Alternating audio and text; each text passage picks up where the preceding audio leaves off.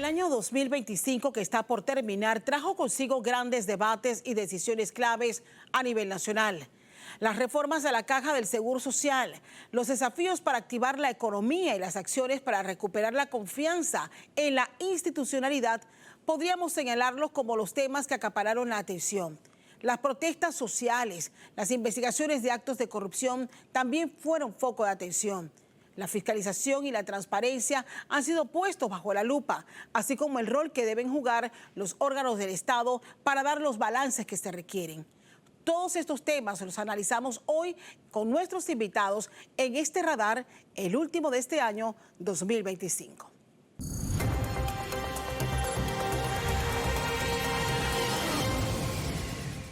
Reiteramos los buenos días y bienvenidos a Radar de esta mañana de domingo, 21 de diciembre de 2025. Es el último programa Radar de este año 2025 y queremos arrancar con un balance de gestión del gobierno nacional. Para esto le doy la bienvenida al ministro para Asuntos del Canal y secretario de Metas, José Ramón Icaza. Gracias por estar con nosotros, ministro. Agradecida porque las veces que lo hemos necesitado en este programa y también en nuestro informativo AM, siempre ha estado allí para dar a conocer la información que requerimos compartir. Ha sido un año difícil, ha sido un año en que el gobierno ha tenido que tomar decisiones puntuales que incluso nos enfrentaron como panameños. Decisiones muy puntuales como, por ejemplo, las reformas a la Caja del Seguro Social tan necesarias y que al final se lograron y que están puestas en marcha. Quiero iniciar esta conversación, ministro, de parte suya. ¿Cómo evalúan ustedes como gobierno cómo ha sido este año que está por terminar? Bueno, buenos días, Castalia, y buenos días a todos los que nos sintonizan en la mañana de hoy domingo. Y desearles a todos una feliz Navidad y un próspero año nuevo 2026. Como bien comentabas, ha sido un año lleno de retos. Recordemos que el año lo iniciamos con una amplia discusión de lo que eran las reformas de la Caja del Seguro Social, en donde se estaban modificando las paramétricas. Y como cualquier país del mundo, cuando uno entra a hacer una modificación a lo que es la reforma de la Ley de Seguridad Social, va a tener, por supuesto, una situación de tensión social como la vivimos al inicio del año. A eso se sumó también una situación en la cual las finanzas públicas veníamos de un déficit de 7.5%, que fue el cierre en el año 2024, y con grandes retos para el año 2025, el cual también nos obligó a nosotros también ser muy creativos en cómo estructurar el financiamiento y la programación macrofiscal de todas las obras de inversión que realiza el Estado panameño a través del Gobierno Nacional y las distintas instituciones. Así que definitivamente fue un año, o ha sido un año, de amplios desafíos, pero también de grandes oportunidades. Y nosotros nos sentimos muy satisfechos de lo que ha sido el desarrollo de este año 2025 porque hemos podido nosotros avanzar con el plan estratégico de gobierno, el cual fue aprobado hace exactamente un año, el 27 de diciembre del 2024, y es nuestra hoja de ruta para poder ir avanzando en cada una de los compromisos y promesas del presidente Mulino y del Gobierno Nacional en las distintas áreas como agua, salud, educación, transporte, carretera, deporte, cultura, por mencionar algunas, y de eso vamos a estar hablando, claro, de estos grandes logros que hemos tenido en el año 2025 y lo que podemos esperar para el año 2026. ¿Cómo fue el proceso de recuperación de obras pendientes? El gobierno del presidente Mulino recibió una serie de infraestructuras a mitad, con litigios administrativos y legales que retrasaron la puesta en marcha, por ejemplo, de hospitales. ¿Cómo culmina este año las metas que se trazaron precisamente para recuperar hospitales puntuales como el de Darién y el de Bugaba en la provincia de Chiriquí? Bueno, mira, uno de los grandes desafíos que nosotros hemos tenido es que a la hora de que se hicieron las licitaciones y algunos de los proyectos que encontramos abandonados, no tuvo una programación fiscal y un financiamiento de proyecto adecuado para poder entonces contar con los recursos financieros para que las obras avanzaran conforme a el ritmo esperado y conforme a lo estipulado en el contrato. Nos tomamos la tarea de poder entonces revisar con cada uno de los ministerios e instituciones cómo estaba esa programación tanto financiera como fiscal, porque son programaciones multianuales. Un proyecto de construcción, como es ampliamente conocido, te puede tomar de 1 hasta 5 años o más. Y cuando tienes una programación macrofiscal que excede lo que es el periodo del presupuesto, entonces puede que no tengas los recursos necesarios. Entonces eso fue uno de los grandes desafíos y retos que nosotros enfrentamos y pudimos recuperar una muy buena cantidad de obras, como por ejemplo, y quiero empezar con una de las grandes prioridades del presidente Mulino, agua. Nos hemos tomado la tarea de rescatar los grandes proyectos como la potabilizadora de Arraiján, que el jueves pasado el presidente anunció que logramos negociar y aprobar un financiamiento con el Banco Interamericano de Desarrollo. También lo que es la potabilizadora de Sabanitas en Colón, lo que es la planta de tratamiento de agua residual en David, que también se está recuperando. En salud, por ejemplo, hemos logrado recuperar y culminar hace un mes atrás el hospital de Bugaba, que lo estuvimos inaugurando el 27 de noviembre. Recuperamos también la construcción del proyecto del hospital de Metetí en Darién, que eso está avanzando y esperamos nosotros poder culminar en el año 2027. Pudimos también lograr conseguir los fondos necesarios para el Hospital del Niño, que avanza a buen ritmo y esperamos también culminarlo hacia finales del año 2027. Colón. El hospital, por supuesto, Manuel Amador Guerrero de Colón, que también lo encontramos abandonado y logramos recuperarlo. Y así múltiples obras han sido recuperadas poco a poco en esta administración. Errores del pasado, de pasadas administraciones que nos han pasado factura, porque yo estoy segura, ministro, que esto no nos salió gratis. El poder recuperar esto, ¿cuánto representa en gastos adicionales lo que nos ha costado finalmente al Estado? Bueno, muchos de estos contratos tenían una cláusula de equilibrio contractual a través de una fórmula polinómica, y de eso hemos hablado en el pasado. Y estas cláusulas definitivamente que generan un costo adicional al Estado. De igual forma, cláusulas de mayor permanencia y cláusulas de intereses moratorios. Esto, a la hora de sumarlo, nosotros como gobierno nacional responsable del manejo de los recursos públicos, nos ha tocado sentarnos con cada una de las empresas que habían sido contratadas en su momento y llegar a una negociación, a un acuerdo, para entonces poder recuperar estas obras, y el monto varía según obra. Recordemos que, como bien comentaba, algunas obras no contaban con el financiamiento adecuado. Eso también tiene un costo adicional porque hay que incluir entonces el financiamiento en lo que es el costo del proyecto. Al final, lo importante es que las obras que se iniciaron en administraciones anteriores, el presidente Mulino y su gobierno nacional está comprometido en terminarlo, porque al final el beneficio es para cada uno de nosotros, cada uno de los panameños que necesitamos esta obra.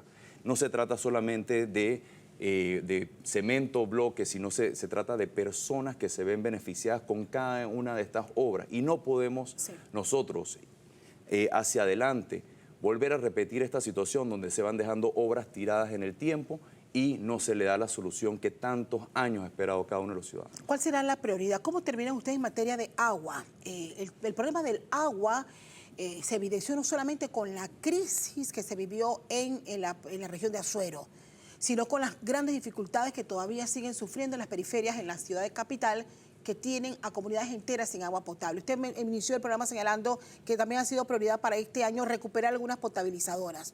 Más allá, y me reitera, ¿en qué etapa se encuentran? ¿Planea el gobierno del presidente Mulino elaborar, antes de que culmine su gestión, el cambio de modelo administrativo del IDAN? Bueno, en materia de agua, con el IDAN y su director y todo su equipo de trabajo, hemos ido rescatando distintos proyectos, como bien mencioné, como por ejemplo la potabilizadora de Arraiján, que esperamos nosotros culminarla hacia finales del año 2027, lo que es la potabilizadora de Sabanitas, que tenía Sabanitas 2, ya se terminó Sabanitas 2 y ahora estamos rehabilitando Sabanitas 1. De igual forma también la planta de tratamiento de agua residual de David, un proyecto importantísimo que también se había dejado en un estado básicamente de un avance muy pobre. Hemos logrado también tener los financiamientos para recuperar la obra. Pero también a inicios de año recordarás que lanzamos un programa de rescate y rehabilitación de plantas potabilizadoras a nivel nacional, y este programa abarcaba unas 20 potabilizadoras. De esas 20 potabilizadoras ya hemos adjudicado 9 de ellas en distintos puntos del país, y ya hemos arrancado también con muchas de estas potabilizadoras, y esperamos nosotros para el año 2026 poder culminar con la contratación de las 11 potabilizadoras de ese primer programa de 20. pero también hemos sumado nosotros otras potabilizadoras en adición a esas 20, porque el estado que hemos encontrado las potabilizadoras realmente requieren una intervención inmediata para poder aumentar lo que es producción. De igual forma también se viene trabajando con lo que es la optimización del sistema. Es muy importante nosotros ir haciendo las reparaciones correspondientes para reducir lo que es el agua no contabilizada, agua que sale de una potabilizadora, pero cuando hacemos el registro tenemos un porcentaje relativamente alto de agua no contabilizada, que puede ser por fugas, pero también puede ser por agua que no está siendo en este momento contabilizada a través de un medidor. Y por último, también estamos trabajando en un plan nacional de perforaciones de pozos a través de microacueductos en las áreas más alejadas también para llegar y aumentar lo que es la cobertura. Así que el gobierno nacional ha priorizado el tema del agua, seguimos avanzando, definitivamente esto va a tomar un tiempo, pero poco a poco se empiezan a ver los resultados de llegar con mayor cobertura en distintas áreas del país. Y reitero la pregunta, ¿piensan ustedes hacer un análisis del modelo de gestión que debe acompañar a futuro la administración del agua en Panamá? Bueno, el IDAN requiere definitivamente un análisis interno para fortalecer su cuerpo o su gobernanza, para poder ser mucho más efectivo, para poder generar, digamos, mayores recursos que le permitan poder mantener el sistema de distribución de agua a nivel nacional. Uno de los grandes retos que tiene el IDAN, por ejemplo, es aumentar lo que es la cobertura de agua, pero también entonces reducir lo que son las fugas y reducir lo que es el agua no contabilizada. Y eso es bien importante. El informe que yo tengo es que actualmente aproximadamente del 100% del agua que se produce, solo el 35%, máximo 40%, está debidamente contabilizado. Eso no quiere decir que el otro 65 o 60% se pierde, no, simplemente hay un porcentaje de ese 60-65% que son personas que reciben agua pero tienen una tarifa promediada y hay otras personas que no tienen medidores y se les está entregando el agua. Entonces, ahí hay un trabajo pendiente por hacer para aumentar lo que es esa contabilización de agua y reducir la fuga. Ministro, de las metas trazadas para este año que termina, ¿cuál otras podría usted resaltar? Bueno, mira, en materia de salud hemos también culminado escuelas muy importantes en David y en Agua Dulce, por ejemplo, para mencionarles algunas. En materia, por ejemplo, de deporte, hemos también culminado centros deportivos en distintas áreas del país, como el Toco Castillo. Estamos ya muy avanzados. O sea, todas eran obras pendientes de la pasada administración. Muchas de ellas eran pendientes. El centro de alto rendimiento, que debemos estarlo terminando para marzo del próximo año. Estamos trabajando arduamente en el Mariano Bula, que también se espera que para marzo lo debemos culminar en Colón. El Armando Deli Valdés también debe estar para abril del próximo año. Estamos trabajando, por ejemplo, en el Rico Cedeño también. Bueno, vamos a retomar, el Rico Cedeño en el año 2026. Eso en materia de deporte. En materia de cultura también estamos en el proyecto de la Estelina Tejera, en el área de Penonomé. Estamos también en las licitaciones del Palacio de la Justicia y otras obras en el área de Casco Antiguo, lo que es el Museo Reina Torres Araúz, Marta, también lo estamos retomando. En fin, en temas de carretera, por ejemplo, iniciamos lo que es la carretera Panamericana del Este, que son 247 kilómetros, que ya inició un proyecto APP y estamos en el proceso de licitación de lo que es la carretera Panamericana del Oeste, con la variante de Campana, que también ha sido debidamente presentado. Para el 2026 también debemos estar entonces cerrando el proceso de licitación y adjudicando lo que es el teleférico de San Miguelito, continuar con los estudios de factibilidad del ferrocarril Panamá-David, que esperamos tenerlos listos, esos estudios para el segundo trimestre del año 2026, y avanzamos con el cuarto puente. El jueves pasado estuvimos con el señor presidente viendo el avance del cuarto puente, que ya muestra un avance del 30%. En fin, tenemos en cada una de las áreas, llámese agua, salud, cultura, deporte, carreteras, etcétera, hemos ido avanzando no solamente en la recuperación de proyectos, sino también en el inicio de nuevos proyectos. La lista de tareas pendientes y de obras que ustedes han tenido que recuperar sin duda han sido largas. Sí. Largas. Tedioso el proceso, pero si pudiésemos hacer un balance, ministro, de la generación de empleo que estas obras recuperadas han generado. Bueno, mira, como bien dice, ha sido un año de mucho trabajo. Hemos trabajado arduamente para poder avanzar con cada una de estas obras en beneficio de todos los panameños y han generado múltiples empleos. Te pongo el caso, por ejemplo, del Cuarto Puente. El Cuarto Puente actualmente emplea a 2.000 personas y se espera que para el año 2026 siga hasta llegar a su pico de 3.700 plazas de empleo. El hospital, por ejemplo, de Bugaba creó unas 800 plazas de empleo. El Hospital Manuel Amador Guerrero también un número de empleos importante. Entonces, definitivamente, como bien lo presentamos en marzo de este año, hemos hecho un plan de inversión de infraestructura pública para redinamizar la economía y generar plazas de empleo. Y eso vamos a continuar en el año 2026, donde tenemos un plan de inversión que excede los 11.000 millones de dólares en el presupuesto de la Nación. Ahora bien, hablemos de proyectos futuros. Ya este año el propio presidente de la República hizo el anuncio en uno de sus informes a la Nación justamente de que por primera vez en la historia, por ejemplo, el gobierno nacional iba a estar un poco alineado con los desarrollos puntuales que proyectara la autoridad del Canal de Panamá. Hablemos de la proyección y el acompañamiento que tiene que hacer el gobierno nacional en las proyecciones propias del canal, de diversificar su apuesta, de buscar nuevas inversiones. Hablamos del gasoducto, hablamos de futuros puertos. ¿En qué etapa nos encontramos y cuál es su proyección para el próximo año? No, bueno, en relación al Canal de Panamá, primeramente esta semana estuvimos dando los aportes de los excedentes del Canal de Panamá, que llegó a una cifra histórica de 2.965 millones de dólares, 500 millones de dólares más que el año 2025, el año fiscal 2025 que terminó, 2024, perdón, que terminó en el 30 de septiembre del año 2024.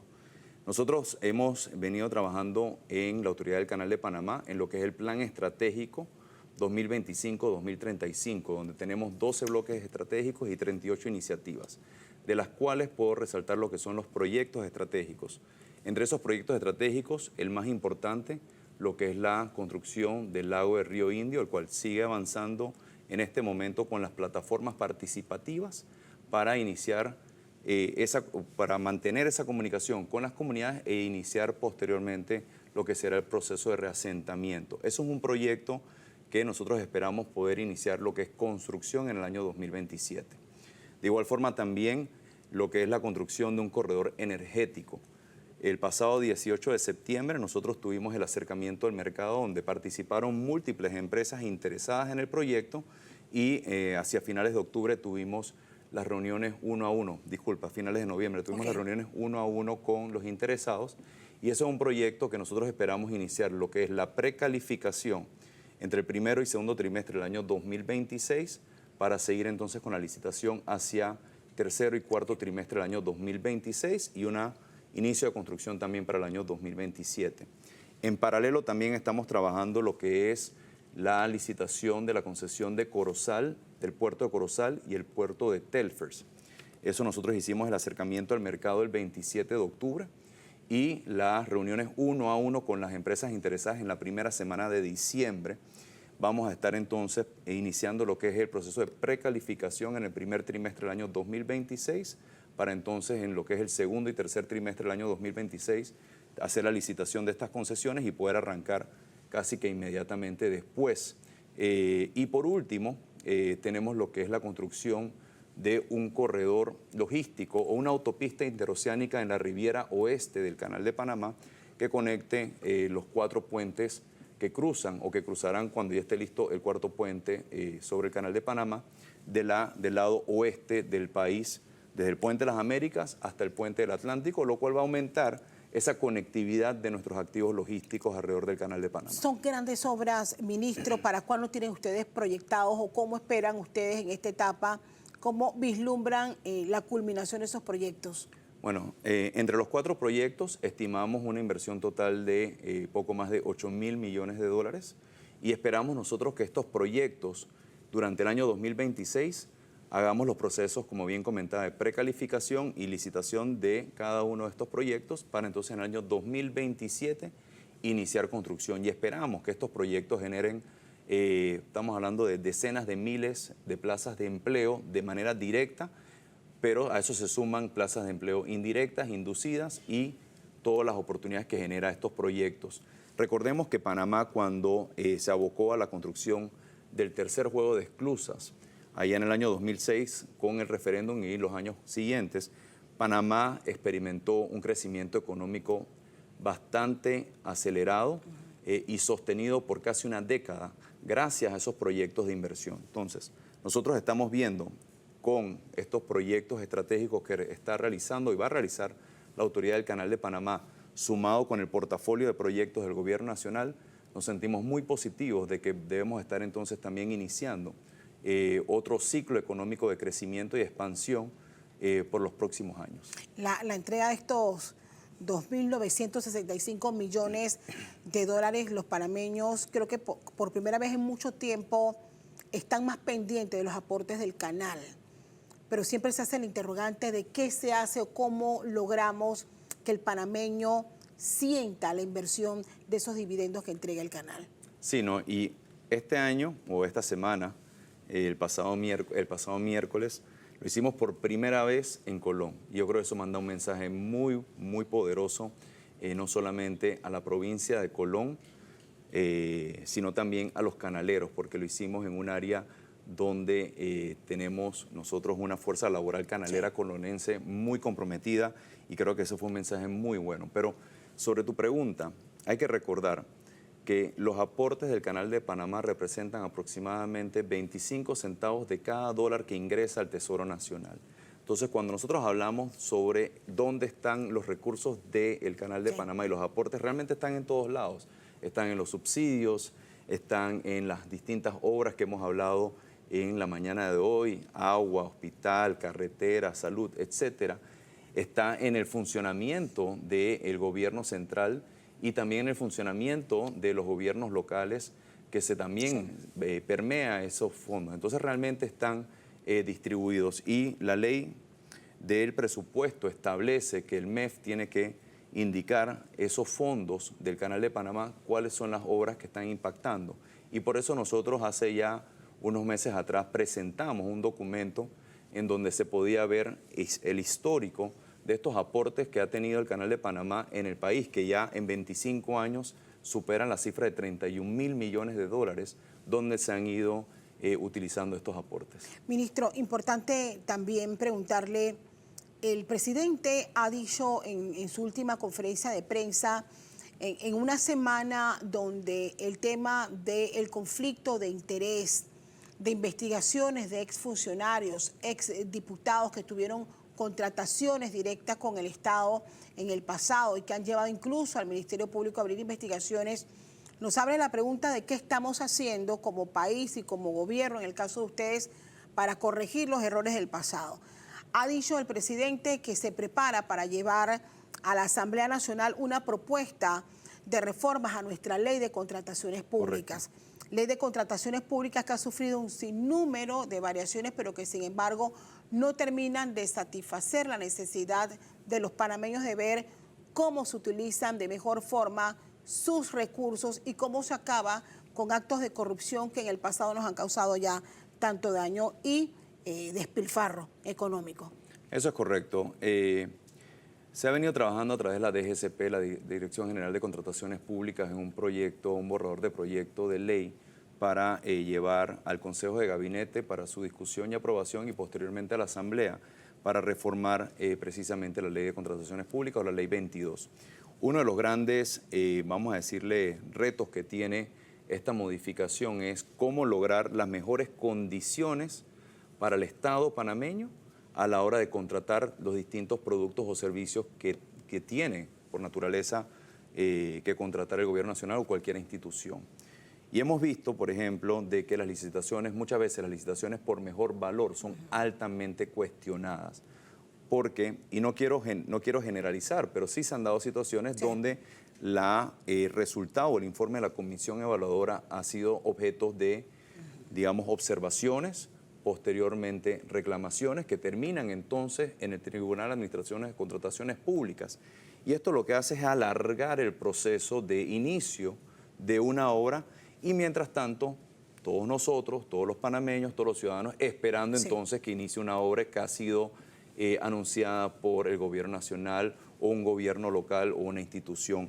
Y el que termina sufriendo es por supuesto es el panameño, ¿no? Porque no se dan entonces las contrataciones conforme a los tiempos que deben darse y con las condiciones o las mejores condiciones. Entonces, somos de la opinión de que debemos tener contrataciones luego de que se cumpla los requisitos para que las empresas puedan presentar su precio en función de experiencia técnica, capacidad financiera y otros aspectos, tener los profesionales que realmente el Estado contrate al mejor precio y no necesariamente al mejor valor, porque no todas las obras aplica una evaluación por mejor valor. ¿Cuántos años nos han causado las adendas en cuanto o en base a lo que ustedes encontraron cuando llegaron a la administración? Bueno, depende, porque hay proyectos que se contrataron con la Ley de Contrataciones Públicas previa a la última modificación, donde dejaba el compás abierto para adendas más allá de la que establece hoy en día, que creo que es hasta 25%, si no me falla la memoria. Entonces, varía. Pero las que se realizaron con la última contratación de la Ley de Contrataciones Públicas, recordemos que eso tiene como un límite de hasta el 25%. Entonces, varía de obra en obra. Pero sí es importante, nuevamente, Castalia, de que nosotros tengamos una ley de contrataciones públicas que sea mucho más robusta a nivel jurídico, que las empresas que se sienten que no ha sido debidamente hecha la evaluación y quieren presentar los reclamos, puedan presentarlo, pero también que sean responsables en caso tal de que esos reclamos no tengan el sustento jurídico o técnico para entonces realizarlo y bueno, no puedan dilatar más los procesos de lo que estamos viendo en este momento. ¿Cuándo tiene planeado el Ejecutivo empezar a debatir ese borrador? Bueno, el presidente nos ha dado la meta de que iniciando el próximo año este proyecto de ley sea presentado al Consejo de Gabinete y yo me siento positivo de que así será. Se estará presentando probablemente en el mes de enero, a más tardar el mes de febrero, estaremos viendo ese proyecto de ley. Le regalo los últimos minutos, ministro, para que envíe un mensaje a todos los televidentes que han compartido con nosotros este balance de gestión que ha hecho esta mañana con nosotros. Bueno, el compromiso del presidente Mulino, de cada uno de sus ministros y directores de instituciones, de seguir trabajando arduamente.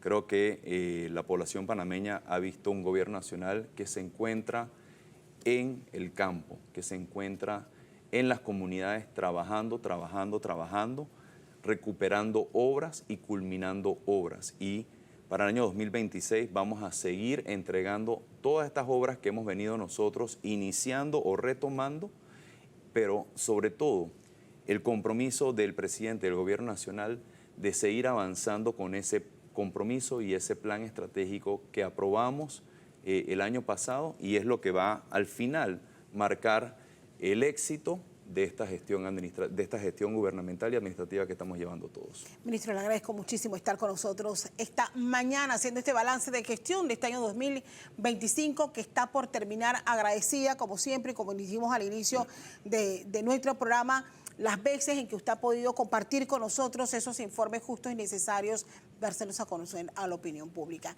Gracias, ministro, y bienvenido siempre. Que tenga una excelente Navidad y un feliz año nuevo. Muchas gracias. Feliz Navidad. Vamos a la pausa. Al regresar continuamos con otros temas en este balance del año 2025. Hablamos de transparencia y justicia. Usted siga con nosotros aquí en Radar.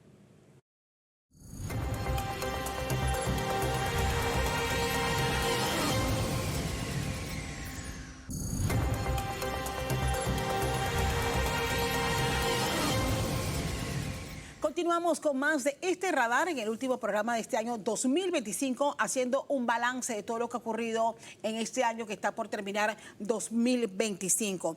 Es la oportunidad de hacer el balance de la justicia y la transparencia en este país. Yo quiero agradecerles para este bloque, sumar a Rodrigo Noriega, abogado y analista. Gracias, Rodrigo, por dedicarnos este espacio en este último radar que compartimos el análisis para nuestra audiencia. Bienvenido, como siempre, Rodrigo. Gracias, Castalia. Saludos a la audiencia. Olga Dovaldía, de la Fundación Libertad Ciudadana. Olga, qué gusto tenerte acá en este balance. Creo que han pasado muchas cosas y hemos terminado un año 2025 en medio de fuertes cuestionamientos. Las últimas investigaciones que revelan contrataciones directas a figuras políticas y funcionarios de la pasada administración, los cuestionamientos sobre la posibilidad de conflicto de interés en futuras negociaciones que adelante el gobierno han sido parte importante del debate de las últimas semanas pero también la rendición de cuentas, cómo se distribuyen los dineros del Estado a través del Ministerio de Economía y Finanzas. Es parte de lo que vamos a abordar en este momento.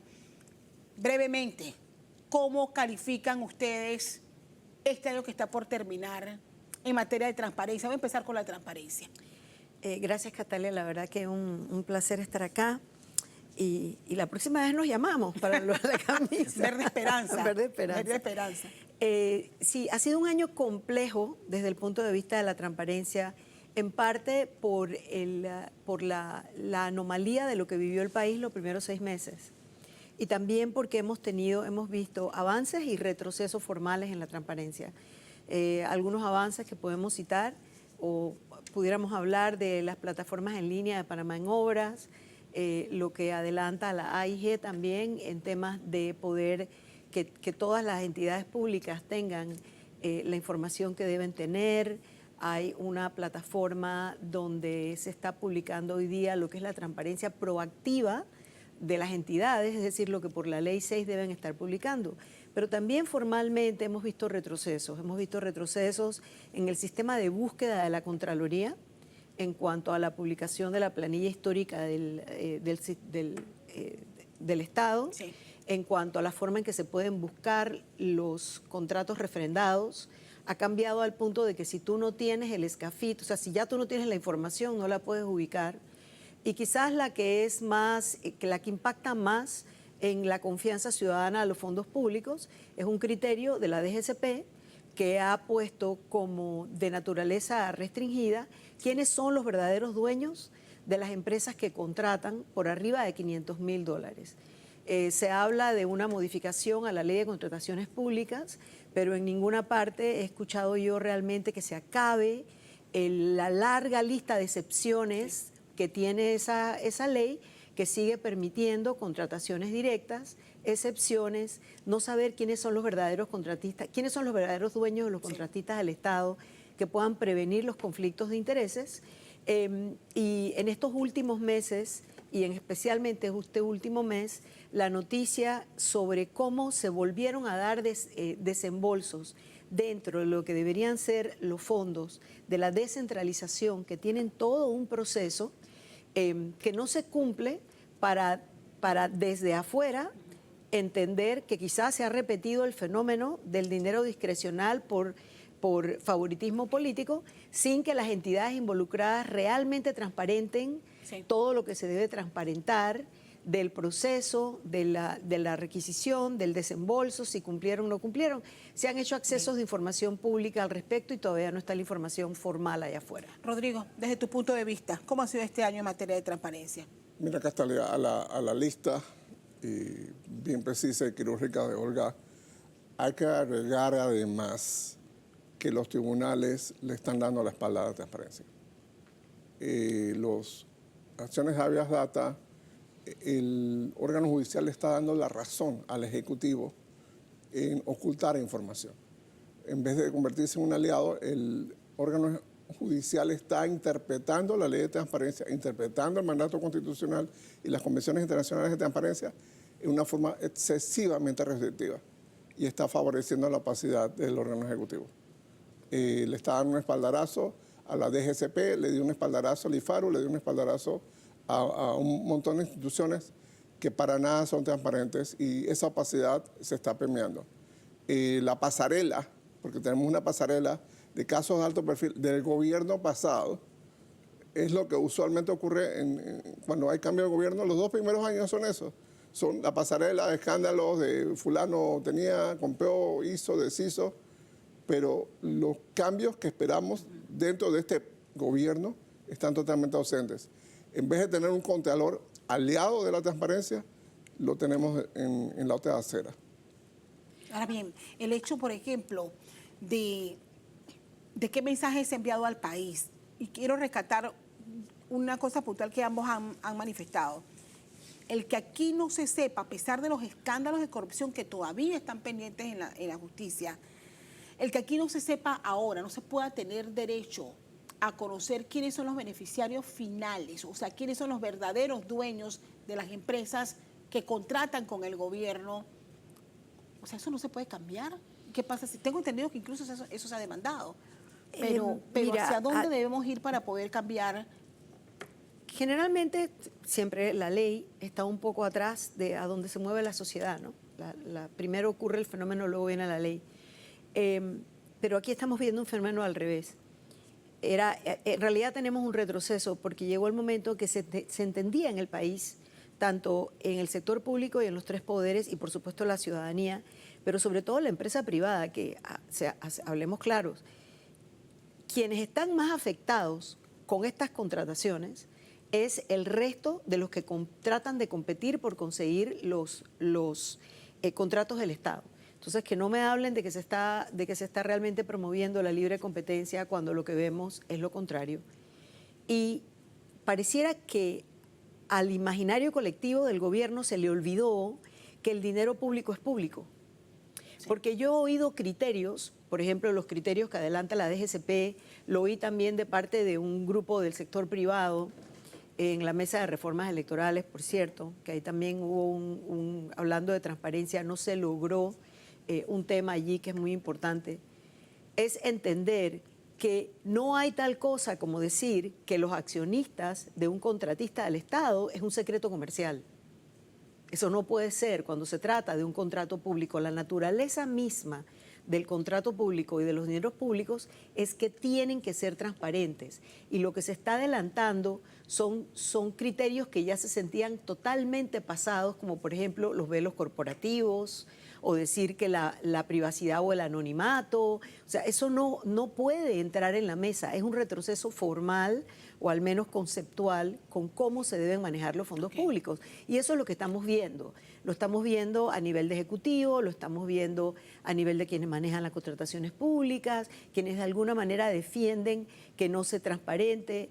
Desde la Fundación Libertad Ciudadana estamos en apoyo 100% de un proyecto de ley que presentó la diputada Yanín Prado la última semana de esta legislatura, donde ella ha presentado un proyecto de ley proponiendo que todos los contratistas del Estado, desde los contratos menores de $10,000 hasta el último contrato, los dueños de esas empresas, los accionistas, los verdaderos dueños, sean públicos. Y nosotros apoyamos 100% esa postura. Ahora bien, mientras no se envíen los mensajes correctos, desde la Asamblea que debe abrazar una iniciativa como esta, desde el gobierno, que dicho sea de paso, ha anunciado el presidente en su última conferencia de prensa que va a elevar a la Asamblea Nacional nuevas reformas a la ley de contrataciones públicas. ¿Qué podría pasar si nosotros al final no logramos poner las reglas claras en este sentido para enviar un mensaje real de que aquí en Panamá se quiere acabar y combatir la corrupción? Castalia, en la Asamblea Nacional tenemos un personaje, Luis Eduardo Camacho, quien se ha comprometido con bloquear todas las iniciativas contra la corrupción, empezando por allí. Suponiendo que saliera a la Asamblea Nacional una ley kosher, una ley realmente pasable de reforma a las contrataciones públicas, seguramente, ya Olga lo mencionó, vienen todos los regímenes excepcionales. Ah, no, es que como esto es urgencia, como hay una emergencia, tenemos que ir al Consejo de Gabinete y pedir una excepción de contratación directa y por allí nos vamos. Además, uno de los hechos notables pero de forma negativa del año, es que tenemos un panameño en la lista OFAC, que es el señor Carretero. Sí. Entonces, un panameño que muy cercano al poder, no es un panameño cualquiera. Entonces, esto es un tema que va a picar y va a rebotar en el año 2026. Porque sabemos las presiones que tiene Estados Unidos hacia Venezuela y sabemos cómo van a empezar a deshilar esa madeja y bueno, podemos imaginarnos el tipo de consecuencias que va a tener eso.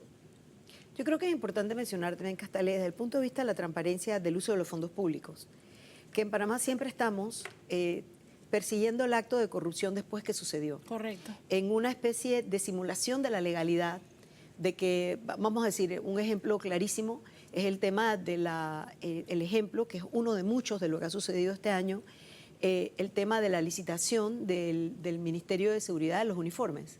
Esa licitación que abrieron por 45 minutos se la dieron a la empresa, se me borra el nombre. Exacto. La cerraron, la desestimaron, volvieron a abrir y se le gana a la misma empresa. Si se va a presentar una reforma a la ley de contrataciones públicas es una gran oportunidad, pero no podemos olvidar que en 17 años ha habido 15 reformas, si no me equivoco. Y cada una de esas reformas logra introducir controles, vamos a decir, de alguna manera, incluyendo uno muy bueno, la última reforma que fue el Observatorio de Contrataciones Públicas, que tiene las plataformas en línea donde tú podías entrar a ver la obra, cómo va el avance, el aseguramiento de la obra, porque en las contrataciones públicas nos quedamos un poco en el contrato, pero en realidad esto debe ser algo que se vigila desde el diseño del pliego hasta el aseguramiento de la obra. Y siempre hemos tenido puntos allí de opacidad donde no se logra entonces tener que la ciudadanía reciba una infraestructura pública bien hecha a un costo razonable o a un costo justo, donde no haya habido coimas. ¿Qué pasa con esto? La gran oportunidad ahora es acabar con el régimen de excepciones, realmente hacerlo más transparente y sobre todo más justo, evitar esa trampa continuada que se da una y otra vez, donde una administración llega y dice no vamos a permitir que suceda de nuevo y vuelve y sucede, porque diferentes grupos económicos que se ven beneficiados de estas excepciones no logran romper el mecanismo de la trampa. Lo que hay que hacer con ese proyecto de ley o esa reforma es acabar con el mecanismo de la trampa. Pero una cosa es entender qué va a contener esa nueva reforma que va a analizar en las primeras semanas del próximo año el presidente de la República y su equipo de gobierno, y lo otro es cómo vaya a quedar o qué pasa con ella en la Asamblea Nacional tomando en cuenta. O sea, ¿se están enviando los mensajes correctos o usted considera, Rodrigo, que hasta la fecha tanto el Ejecutivo como el Legislativo no han enviado los mensajes correctos que nos garanticen a nosotros que se buscan cambios reales? Para nada, ninguno de los dos órganos ha enviado los mensajes correctos, pero confío en que las bancadas nuevas, la de Seguimos y la de Vamos, van a empujar cambios importantes. No, quizás no se logre el 100% de los cambios, pero 70%, 80% de los cambios va a ser un salto cuántico para este país. Y ahora bien, siempre tenemos el poder discrecional del Consejo de Gabinete y de provocar situaciones en las que vas a tener que buscar una contratación directa. Entonces, esas excepciones hay que poner la lupa, pero la lupa mayúscula, porque en esas excepciones se nos va una cantidad importantísima de dinero del Estado panameño, que simplemente, bueno, es que fue una emergencia, entonces había que contratar directamente. Pero ¿por qué fue una emergencia?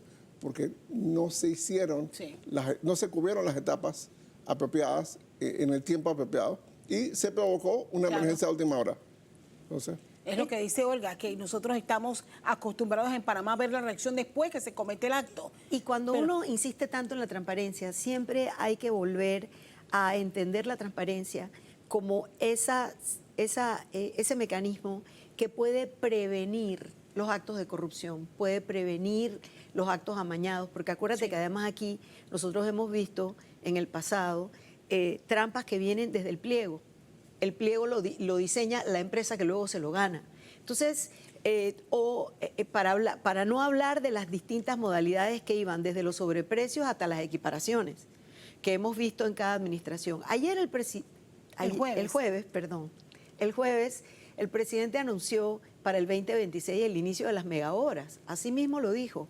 Frente a eso, se hace totalmente perentorio que logremos tener mecanismos de transparencia que prevengan este tipo de cosas. Y también yo lo uniría o lo casaría con la acción robusta de parte del ente de control que es la Contraloría. Nosotros tuvimos 5 años un abandono completo de ese rol y ahora tenemos un rol muy extraño por parte del Contralor que nos promete al inicio del año, hablando de la Asamblea, nos promete al inicio del año una acción robusta de transparencia en la Asamblea con el tema de las planillas y las contrataciones, y ahora, en diciembre del 25, nos enteramos que en los últimos 4 meses, en la nueva presidencia de la Asamblea que detenta el Partido Panameñista, regresamos a las mismas prácticas. De 6 millones al mes que cuesta la planilla, subió a 9 millones al mes. Miles de personas contratadas bajo esa figura del uso discrecional del dinero desde la Asamblea, y es muy grave. Pero se repite la historia, Rodrigo, porque no es la primera vez que se hace al menos el intento, o sea, porque sí debo reconocer la fuerza del discurso con la que llegó el Contralor General de la República, el aplauso que recibió, debo decirlo, de la ciudadanía que decía, las caramba. organizaciones de sociedad civil nos pusimos de acuerdo e hicimos un comunicado firmado por más de 30 no ha podido. organizaciones. El poder político ha podido más. Yo creo que el Contralor intentó de buena fe, voy a darle esa cabela, intentó de buena fe cambiar la forma de operar de la Asamblea Nacional. Sin embargo, ese es un órgano que está enfermo por diseño. Y la forma de funcionar de los diputados tradicionales, es precisamente con un aceite que se llama planilla. Así que llegaron votos importantes, bueno, el Seguro Social, el presupuesto, y fue aumentando la planilla de la Asamblea. Bajó el Contralor, Flores la bajó bastante, pero, y por supuesto, la diputada presidenta Dana Castañeda la bajó, pero fue subiendo a medida que el Ejecutivo fue impulsando la ley del seguro, el presupuesto, etcétera. Por supuesto, las elecciones internas del Partido Panameñista. Entonces, se disparó la planilla. O sea, nada ha cambiado con la nueva presidencia de la Asamblea.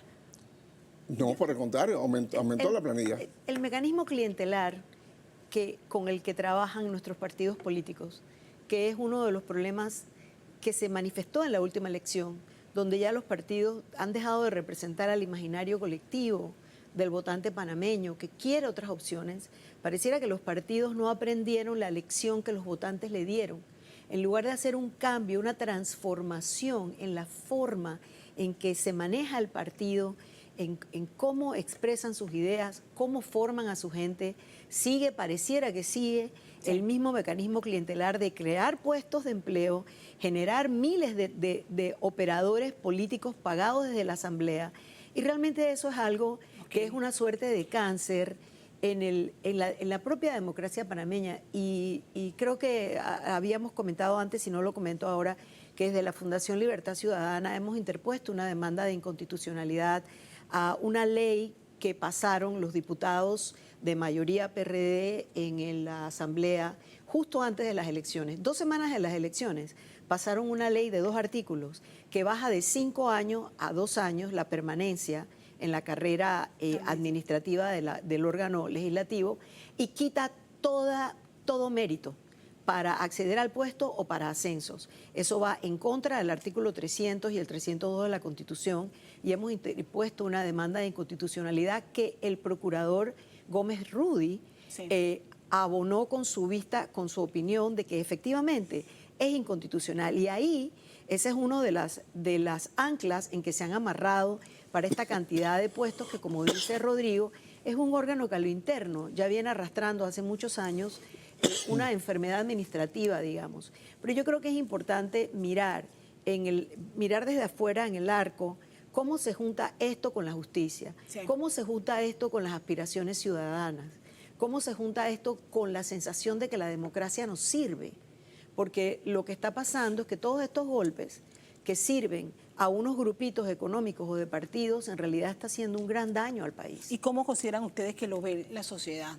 Que pareciera hace 2 años haber llegado a un hartazgo de la forma en que se manejan las finanzas públicas. Yo creo que hasta el día que la sociedad está en un plan de sobrevivencia. Las filas de las naviferias te mandan un mensaje bien triste de Panamá. La gente tiene hambre. La gente está preocupada por resolver su día a día. La gente ha puesto en paréntesis todo el tema político y seguramente 2029 facturarán lo que sienten y lo que han sufrido. Pero en este momento el grueso de la población está preocupada por su día a día. La situación económica se ha deteriorado, faltan empleos, el Estado no ha movido correctamente las finanzas públicas, la infraestructura pública está muy mal, falta agua en el país, no se recoge la basura, tenemos problemas como el agua en Azuero, que no se ha resuelto en 6 meses. Entonces, todo eso pega un coletazo. Si no me vas a ayudar, por lo menos no me empeores mi situación. Lamentablemente, eso no lo ha podido hacer el gobierno. Sin hablar del tema de inseguridad, que ese es otro monstruo que nos está persiguiendo en Panamá. Sí, el tema, y lo tenía aquí marcadito, del índice de crimen organizado, que este año, en el índice que se publicó hace un mes, subimos en tema de penetración del crimen organizado y bajamos en tema de resiliencia. Entonces, cuando hablamos de todos estos temas de los dineros públicos y la opacidad, cuando nosotros vemos la clásica fórmula de la corrupción, es opacidad o falta de transparencia sumado a la discrecionalidad. No es si se va a dar un acto de corrupción, es cómo se va a ver el acto de corrupción que se da. Yo creo que el gobierno tiene una gran oportunidad ahora mismo. Todavía tiene un año y medio, nada más tiene un año y medio. Tiene todavía, a diferencia de otras opiniones políticas, yo sí creo que tiene una gran oportunidad de darle un golpe de timón a lo que viene, con más transparencia en las contrataciones públicas y todas estas megaobras que vienen. Pero también es cierto que hay que parar el flujo del dinero ilícito en todos los ámbitos del país. Y cuando tenemos esta situación económica, por un lado, que pues todavía no terminamos de arrancar, los bancos no están dando tantos créditos como antes, es un espacio donde entra el dinero ilícito. Yo no puedo dejar de mencionar el intento fallido que hizo este año el Procurador General de la Nación de llevar a la Asamblea dos propuestas de leyes importantes que pretendían robustecer a la Administración de Justicia, en este caso al Ministerio Público, de las herramientas necesarias para combatir la corrupción. Ya sabemos lo ocurrido. Sin embargo, el presidente hace pocas semanas también habla de la necesidad de presentar ante la Asamblea una ley antimafia. Quiero su opinión al respecto de ese no espaldarazo que recibió el procurador por parte del Ejecutivo y lo que ahora el Ejecutivo considera urgente para poder combatir el crimen organizado. Yo creo que la ley antimafia en papel suena muy bien, pero falta ver si es la ley contra las mafias de los demás o es la ley contra todas las mafias, primero. Y segundo, ¿cómo van a resolver el problema de Luis Eduardo Camacho? Es cierto. Porque los dos proyectos del procurador Gómez Rudy, en el primero, que él le llamó como su ley general anticorrupción, abordaba directamente el tema de enriquecimiento ilícito, el tema de las pruebas que se pueden usar para perseguir ya desde la justicia la corrupción o los actos de corrupción. Y de alguna manera, en alguna parte, alguien no entendió que cuando hablamos de mafia y crimen organizado, también estamos hablando de corrupción. Correcto. Uno de los modus operandi del crimen organizado en todas partes es la penetración del Estado. Desde el policía de a pie que cuida la bodega hasta las más altas esferas de toma de decisiones. Entonces, cuando hablamos de una ley antimafia, en realidad lo que yo entendí que viene, estamos hablando de extinción de dominio y darle, o por lo menos tener una vía administrativa para separar el dinero de la persona de manera que no haya el oxígeno que permite a los grupos de crimen organizado seguir operando, y también entrar en la realidad que algunos de los esquemas de corrupción que hemos visto en Panamá califican como crimen organizado. ¿Y qué debe pasar después de esta situación que se presentó? ¿Debe el procurador hacer un nuevo intento o ya el mensaje está claro? No, yo creo que hay un mensaje que no está claro. Yo creo que hay un mensaje muy contraintuitivo, donde tienes un ejecutivo opinando sobre un tema de legislación necesario, y esa no fue la única ley que se bloqueó desde la Comisión de Gobierno. También está la protección de denunciantes, que había logrado pasar un primer debate y que es una ley muy... Los que denuncian la corrupción. Sí, pero en este proyecto de ley no era un proyecto de ley general, era un proyecto que iba muy destinado a poder proteger al funcionario que quiere denunciar la corrupción que encuentra. Que quiere hacer lo correcto. Claro, que quiere hacer lo correcto. Tenemos el tema de los propios beneficiarios finales de la publicidad, de las declaraciones patrimoniales y las declaraciones de intereses, que es necesario para poder detectar los enriquecimientos ilícitos. Tenemos un tema en Panamá todavía con las donaciones de campaña. Una cosa que pasó en la mesa de reformas electorales, Castalia, y es muy negativo realmente, es que del pilar de organizaciones de sociedad civil que hacemos parte del Foro Ciudadano, de la cual pertenece Fundación Libertad Ciudadana, hicimos un número plural de propuestas para lograr mayor transparencia en las donaciones de campañas. Una de ellas era, aquí los joyeros, los vendedores de carros usados, todos los que están determinados como sujetos obligados ante la Superintendencia de Sujetos no financieros, tienen que demostrar la licitud de los fondos que reciben. ¿Cómo así que un partido político no va a tener también que demostrar el conoce a tu donante y que sea totalmente transparente y lícito las donaciones que reciben? Yo veo con preocupación lo que bien describes y tampoco podemos obviar, Rodrigo, el bloqueo evidente que se ha dado en la Asamblea Nacional, principalmente en la Comisión de Gobierno. Pero ¿y el resto qué pasó con el rol que tiene que jugar el resto de los partidos, más allá de quién es el partido gobernante y quién está bloqueando las leyes que buscan acabar con la corrupción y la protección a los corruptos y hasta condenados en este país? Claro, el tema allí es que hay un mecanismo que depende del presidente de la Asamblea Nacional, Jorge Herrera. Si él quiere, puede desbloquear esos anteproyectos de ley, esos proyectos de leyes que están en ese momento ahí, si él quiere. Y eso implica una negociación sincera del Ejecutivo con el Legislativo. Mira, esto le conviene al país, necesitamos estas leyes, necesitamos estos cambios, porque si no, nunca vamos a terminar de salir de las listas. Panamá tiene un historial intermitente, interrumpido, de lucha contra la corrupción. Y la cosa se ve peor. En unas semanas viene el juicio por el caso Odebrecht. Sí. Yo no tengo mucha esperanza con ese juicio. Y el comportamiento de la Sala Penal de la Corte Suprema de Justicia de los últimos meses ha sido de terror. Han tenido un Black Friday permanente para corruptos de alto perfil y una permisividad que no entiendo, no se justifica. Los fiscales están que se cortan las venas. ¿Cómo es que tengo 2 condenas abajo y llega a la Sala Penal y todo está mal? O sea, no puede ser. Sí, van 7 casos de alto perfil este año que reciben soluciones que terminan siendo una especie de impunidad 2.0.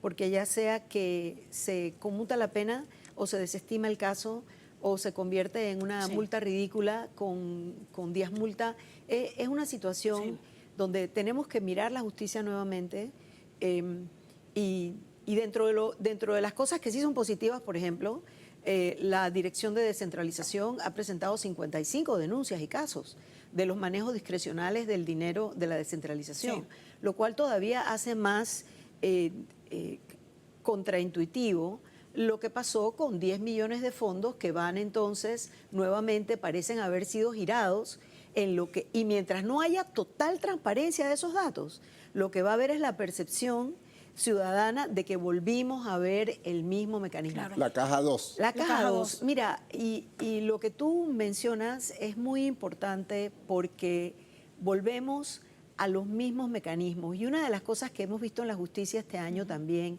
es que los acuerdos de pena y las delaciones premiadas, que no recuerdo si ese es el término exacto, que se han dado, que debe tener como mínimo la devolución de todo lo robado, la identificación de todas las personas, especialmente los funcionarios o servidores públicos involucrados, lo que debería revelar es la verdad del mecanismo y que el mecanismo entonces fuera modificado para que no se pueda volver a dar.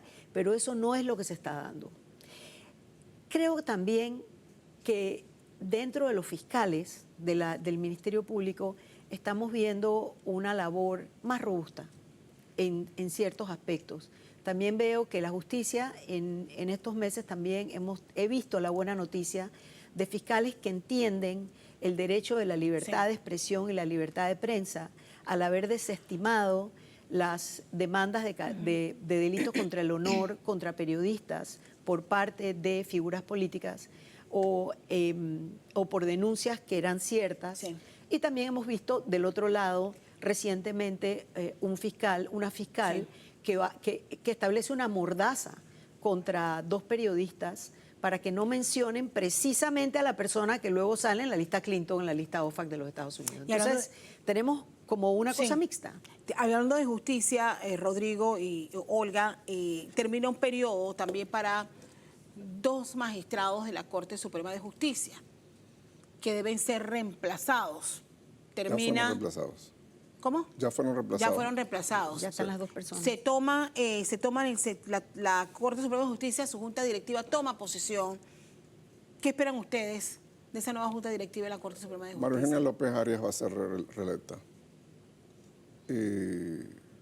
¿Y cómo evalúa la ejecución de la magistrada López? Rendimientos decrecientes, rendimientos disminuidos, digamos. Si fuera una empresa, yo no estaría muy feliz con el equipo gerencial de la empresa. Como no es una empresa, sino el órgano judicial, los resultados que hemos tenido en los últimos meses no han sido satisfactorios de parte del mandato de la magistrada María Eugenia López Arias. Olga.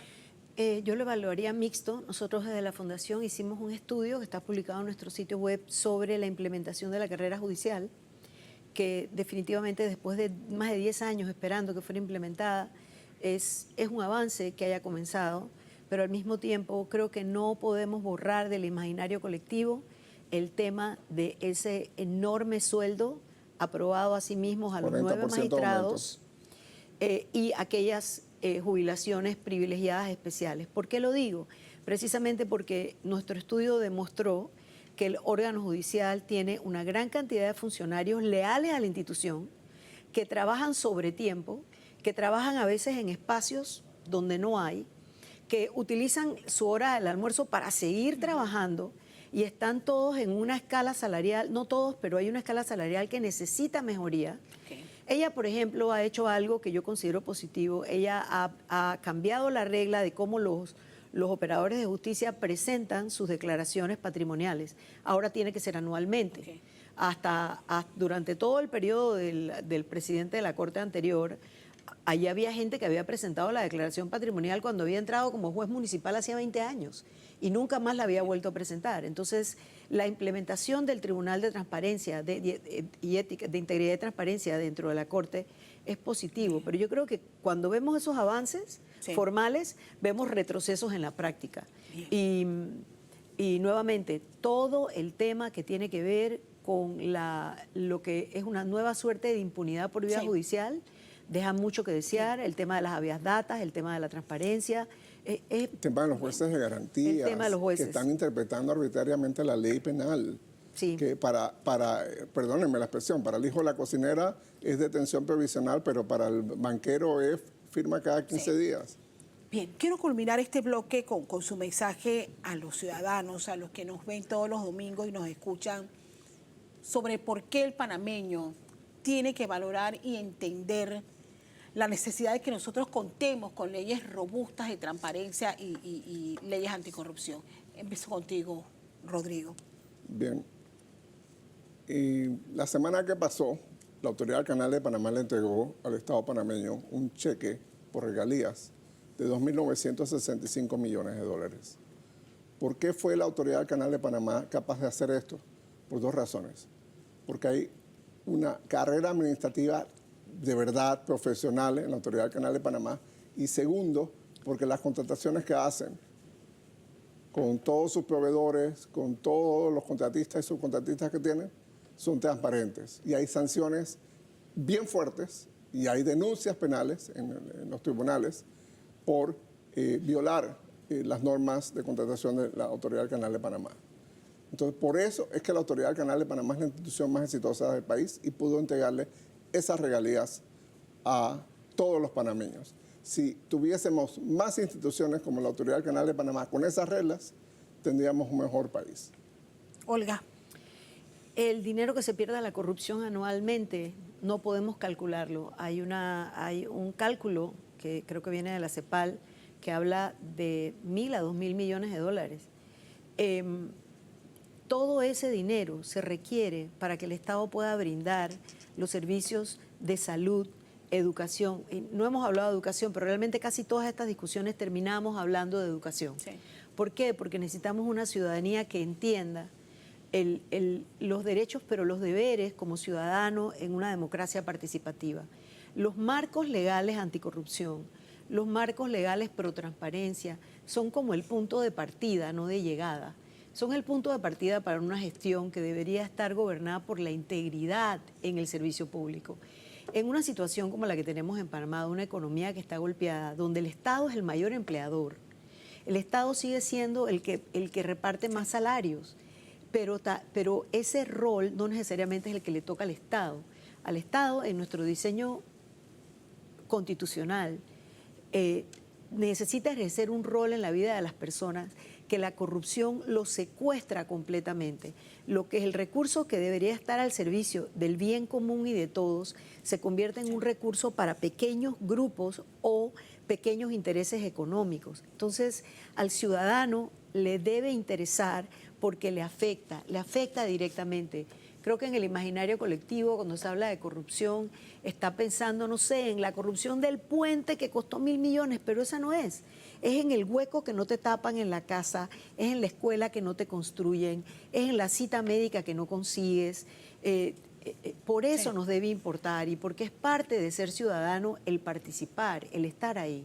Quiero agradecerles a ambos. Rodrigo Noriega, de verdad te agradezco muchísimo por estar aquí esta mañana en este último radar y por todos los que has estado y nos has estado acompañando para poder analizar y ayudar a la gente a entender temas tan complejos en el país en materia de corrupción y transparencia. Bien, igual contigo, Olga, de verdad que definitivamente te agradezco muchísimo el acompañamiento que nos has dado también a lo largo y quiero felicitarlos como ciudadanos que al final se atreven, porque yo les debo decir, como responsable de este espacio, cada día es más difícil traer estos espacios a ciudadanos comprometidos con la transparencia y el combate a la corrupción. Cada día es más difícil traer a ciudadanos que estén dispuestos a decir las cosas cuando andan mal y dar sugerencias de cómo podemos hacer para arreglarlas. Así que de verdad, mi agradecimiento por todo el apoyo brindado este año. Vamos a la pausa. Al regresar, vamos a hablar de economía. Vienen grandes proyectos, lo escuchamos del ministro del canal, para nosotros del canal, y secretario de Metas. Grandes proyectos. Hay una generación de empleo que se está proyectando también, así que vamos a hablar de economía con dos invitados en este tercer y último bloque.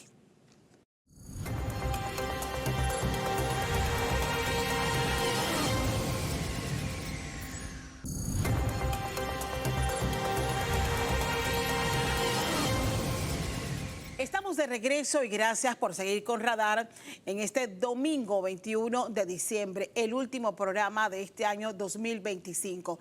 Tal como les había compartido en los avances, vamos a hacer el balance también en materia económica, en medio de los grandes desafíos de esta actual administración, generación de empleo, la puesta en marcha de grandes proyectos, reducir el gasto público y hacer incluso algunos cambios a las normas, como por ejemplo puedo mencionar las recientes reformas a la ley orgánica de la Caja de Seguro Social.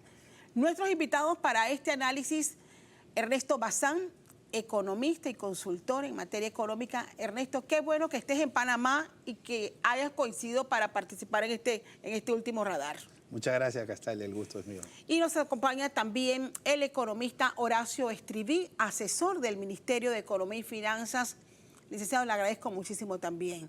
Esta es la segunda oportunidad con nosotros acá en este programa, así que... Honrado de estar acá. Hemos abordado a lo largo de este programa un balance de la gestión por parte del secretario de Metas y ministro para Asuntos del Canal. Hemos escuchado también la opinión de quienes consideran que debemos robustecer las normas existentes para dar mayor transparencia al manejo de las finanzas públicas. Pero hay que hacer un análisis robusto de cómo está la situación económica en Panamá, cómo la recibimos al inicio de este último año y cómo terminamos. Quiero empezar con su análisis. Claro, con gusto. En primer lugar, feliz domingo a toda la audiencia y ya en vísperas de Navidad 2025, así que feliz Navidad igualmente. Mire, empecemos por lo fundamental. Lo que quisiéramos hacer rápido es un balance de cómo cierra la economía en el 2025 y hablar, como tú lo has señalado, de los grandes retos del 26 y hacerlo sobre una base seria, pues una base objetiva. Y esto en forma alguna exime el hecho de que naturalmente estamos, como tú lo has señalado, frente a enormes desafíos. Pero creo que en balance podríamos empezar por decir que la economía se espera que este año crezca como mínimo a un 4%. Y probablemente un poco más, es mi inclinación inicial. Lo que quiere decir que no hay riesgo en señalar que, por ejemplo, el IMAE, que es el indicador mensual de actividad económica, al primer semestre marcó aproximadamente un 4.4%. Y de enero a octubre también se está dando una cifra similar en cuanto a este indicador. Por otro lado, si bien es cierto, hemos tenido o vamos a tener al cierre de este año ese crecimiento, naturalmente que hay sectores que han crecido más que otros. Y entre los que más han crecido podríamos puntualizar, por ejemplo, el sector de transporte y comunicaciones, que está vinculado estrechamente con la actividad económica internacional, con los mercados globales. Tenemos, por ejemplo, el hecho de que la intermediación financiera ha crecido poco más o menos entre enero y octubre, según cifras de la Superintendencia de Bancos, aproximadamente un 5, un 6%. La generación de electricidad, por ejemplo, a un ritmo similar. Sectores de crecimiento medio incluyen, por ejemplo, comercio, que ha crecido poco más o menos a 3%, entre otros, y sectores que no han sido muy favorecidos este año, incluyen el sector agrícola, naturalmente, industrial, que no ha crecido. Y por otro lado también naturalmente el sector minero. Entonces eso es más o menos el balance. Por ende no tenemos un crecimiento homogéneo, tiende a variar de acuerdo al sector, lo cual de paso nos coloca en una perspectiva de análisis no solamente de coyuntura, sino también estructural, ¿no? El hecho es que efectivamente, si bien la economía está creciendo a un ritmo más o menos estable, también es cierto que y está creciendo, por cierto, casi que al doble de los promedios a nivel regional, según la CEPAL, lo cual es positivo. También es cierto que hay sectores naturalmente rezagados, y eso es lo que habría que examinar, cómo lograr un crecimiento más homogéneo, entre otras cosas, ¿no? ¿Cómo lo ve usted, Bueno, Ernesto?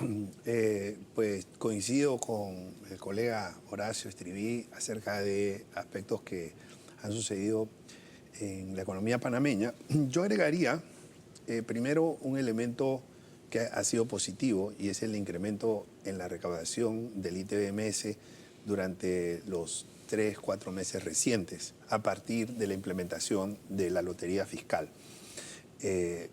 La recaudación, que estaba en promedio de 60 millones, más o menos bordeando esa cifra, ha alcanzado un promedio como de 90 millones y se espera que para el próximo año pueda estar por encima de los 100 millones de dólares mensuales. Entonces, me parece que ahí hay una noticia positiva para el país, porque esa recaudación no solamente va a aumentar la recaudación del ITBMS, sino que las empresas, al facturar más y tener una mayor declaración de ingresos, también van a declarar mayor renta, ¿no? Entonces eso tiene un efecto colateral, el impuesto sobre la renta, que se va a ver el próximo año en el mes de marzo. Entonces yo creo que es una buena noticia en primer lugar. En segundo lugar, yo diría que se hizo la reforma a la Caja de Seguro Social a través de la Ley 462. Yo en lo personal debo decir que en el tema de fondo no considero que haya sido una buena reforma, pero hay un tema detrás de ello que tiene que ver con la gobernabilidad. En los informes previos de las calificadoras de riesgo, una de las cosas que se observaba, digamos, en Panamá, era las dificultades que tenía el país, entendiendo el país, cualquier gobierno de turno, para tomar decisiones que beneficien a la sociedad.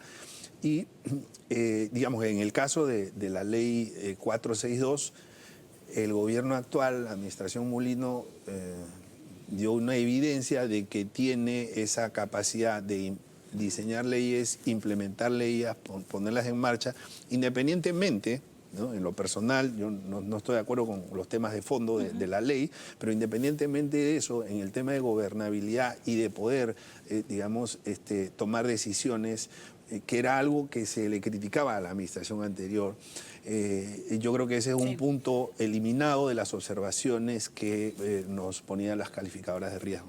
¿Cómo ve ustedes el impacto que haya tenido, sobre todo con las calificadoras de riesgo, el haber aprobado esta reforma a la Caja del Seguro Social? Bueno, coincido con Ernesto, que ha sido muy favorable. Yo ampliaría el análisis y diría que no ha sido el único reto que se ha cumplido, que hemos conquistado, y prueba de ello es efectivamente el hecho de que hemos mantenido, en medio de un escenario internacional y nacional muy complejo, caracterizado por altas tasas de interés, por una exacerbación en la dinámica de la geopolítica. Hoy por hoy estamos en este programa hablando y se habla pacientemente sobre la situación que hay en la región, con Venezuela, con Colombia, etcétera, Estados Unidos. En medio de todo esto, además de eso, por ejemplo, la protestas que se dieron a inicio de año, hemos pasado a un segundo semestre de un mayor sosiego, una mayor tranquilidad, y como lo ha dicho Ernesto, más allá de las reservas que pudiera tener uno o no con respecto a algunos aspectos de esa reforma de la Caja de Seguro Social, que probablemente desde el punto de vista técnico no es la perfecta, era lo que era viable desde el punto de vista político, y como consecuencia de eso, efectivamente, el país ha logrado retener el grado de inversión. Creo que todos coincidiríamos en que la expectativa era que era inminente que Panamá podía perder el grado de inversión este año, y eso no ha ocurrido. Ahora, creo que de allí a dormirnos en los laureles cometeríamos un pecado, ¿no? Porque viene el próximo año, Sí. el 2026, naturalmente que enfrentaríamos nuevos retos. Algunos de ellos se han mencionado: contención del gasto, continuar con una Correcto. política de mejoramiento del ingreso corriente, disminución del déficit, contención del crecimiento de la deuda, entre otros factores. Hablemos de eso. Hemos mantenido un margen de déficit fiscal. Eso ha sido resaltado también finalizando este año. Pero, ¿qué podemos decir sobre el control del déficit fiscal, pero también los esfuerzos que se han hecho para la contención del gasto público, que es una tarea que para muchos sectores todavía es una tarea pendiente en esta administración? Sí, Ernesto. bueno, ahí sí coincido en que es una tarea pendiente y yo creo que es la prioridad, ¿no? Obviamente a nuestro país llegan noticias buenas, pero también estos retos, y en términos de la gestión de riesgos, yo diría el número uno es sanear las finanzas públicas. Somos un país que gasta demasiado y se refleja en nuestro déficit fiscal. El año pasado gastamos más que nuestros ingresos por 6.400 millones de dólares, 2024. 2025, por lo menos hasta el mes de septiembre, había un déficit de 4.100 millones.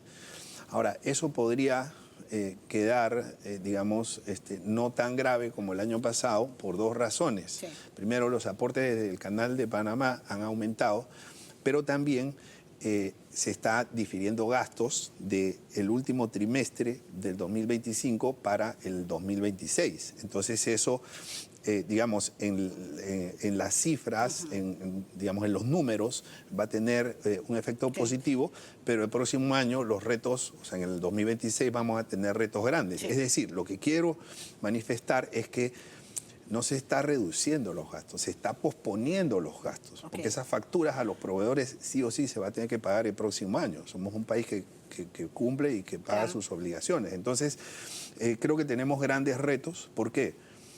Porque si no reducimos los gastos, vamos a tener que tomar deuda para cubrir ese déficit. Si tomamos deuda, vamos a tener que pagar más intereses.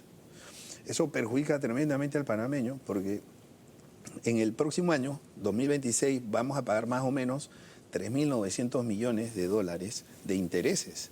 O sea, ahí se fue todo Todo el lo aporte que... del canal. Exactamente, todo lo que nos aporta el canal se esfuma porque hemos Sí. usado demasiada deuda para cubrir gastos que realmente no necesitamos. Tenemos que hacer un ajuste Claro. real y efectivo de los gastos del Estado con prioridades, beneficiando a las sociedades Sí. que más lo necesitan, Sí. al sector de la sociedad que más lo necesita. Ese es el principal reto, diría yo, adecuar las finanzas públicas. De lo contrario, Sí. las calificadoras lo van a observar y vamos a tener efectos en la reducción de la calificación. Hemos recuperado obras. Sí. Lo analizábamos con el secretario de Metas, obras hasta por más de 10 años detenidas. Con esto de la generación de empleo. Pero poco se ha hecho para reducir los gastos y yo he escuchado al ministro Chapman a lo largo de este año y a otros economistas hablar de la camisa de fuerzas que hay en Panamá para reducir el gasto, por ejemplo, en planilla. ¿Cómo ha sido ese intento? Porque tengo que decirlo así, ese intento del gobierno hoy día de reducir la planilla con las leyes que hoy Sí. existen y que prácticamente lo impiden. Bueno, lo primero es que Ernesto tiene razón, no se puede tapar el sol con un dedo o con una mano, y es el hecho de que en Panamá ha habido un crecimiento, digamos, bastante exponencial de la deuda, indistintamente a las razones que puedan caracterizar eso o no. El hecho es que no ha contribuido nada tampoco el hecho de que las tasas de interés de los Estados Unidos ha ido aumentando o aumentaron de forma significativa durante el periodo de 2022 en adelante, hasta pasar casi que de 0% a 5%. Y si bien es cierto, en meses recientes, eso es una tendencia que ha empezado a cambiar, eso tiene una repercusión sobre la cantidad de dinero que el presupuesto tiene que destinarle a la amortización de la deuda, como lo señala atinadamente el colega Ernesto. Sí, hoy por hoy el presupuesto del 2026, por ejemplo, asigna casi 3.6 mil millones de dólares al pago solamente de los intereses. Y a eso no le mencionaste, Ernesto, que son casi 4 mil millones a la amortización misma del saldo. O sea que es una cantidad considerable. Ahora, digo, sin evadir ninguna responsabilidad que pueda corresponder a este gobierno, el hecho es que eso es algo que está fuera un poco del alcance ok. Pero más allá de eso, volvemos entonces al tema de, ok, ante ese hecho, entonces hay que reforzar la prudencia en el gasto y efectivamente eso entonces nos lleva al análisis de otros gastos que no son solamente deuda, que incluyen planilla, por ejemplo, ¿no? Y en ese sentido, sí, tú lo has señalado con mucho atino, tomando en cuenta que ese es uno más de los componentes que constituye el gasto corriente, más no es el único, también está el tema de las transferencias, etcétera. Naturalmente que hay que ir adoptando medidas de forma progresiva, ¿no? Y en ese sentido podrías tildarme a mí como economista de conservador, pero estoy seguro que coincidirá conmigo, Ernesto. Efectivamente, tú tienes que ir tomando medidas, pero tienen que ser medidas progresivas. Progresivas por dos razones, por razones políticas y por razones técnicas. Por razones políticas es evidente, se trata de temas de sensibilidad política y que hay que enfrentar con una estrategia de divulgación, de explicación. ¿Cómo? Por ejemplo, ir conteniendo progresivamente el crecimiento del gasto mientras vas tomando también medidas paralelas para que aumente el ingreso, ¿no? Acuérdate que el déficit es el resultado de una ecuación donde hay dos factores, uno que es el gasto y otro que es el ingreso. Y hay que ir trabajando ambos en forma simultánea, conteniendo el crecimiento del gasto corriente, tratando de reforzar el gasto de inversión y tratando de mejorar, como efecto se ha venido haciendo, los ingresos corrientes. Ahora, lo que sí es importante es que de cara al año 2026, por ejemplo, el presupuesto que se ha presentado y que va a entrar en vigencia es consistente con este lineamiento y es ir progresivamente marchando hacia un ajuste que nos permite una reducción progresiva, gradual del déficit fiscal, que no lo vamos a resolver, un problema que no se va a resolver. 33 mil millones, ¿de cuánto quedó finalmente el presupuesto? El presupuesto es más o menos 34 mil millones 34 mil millones, y si lo pudiéramos esbozar de la forma más sencilla, que nos escuchan y nos ven, ¿cómo se distribuye? Estamos hablando de un porcentaje importante en pago a la deuda y pago a los intereses. Claro, por supuesto, lo hemos señalado. En gastos de funcionamiento y operatividad. Gasto de inversión son aproximadamente 10 mil millones de dólares. Lo demás, obviamente, es gasto corriente, ¿no? Y ustedes ven necesario, y bueno, cerramos este año también, ¿el gobierno explora hacer reformas fiscales? Bueno, el tema genera controversia, pero ya terminamos. Sí. Cuando vamos a lo largo de todos estos meses, dice, no va a haber reformas fiscales, no va a haber reformas.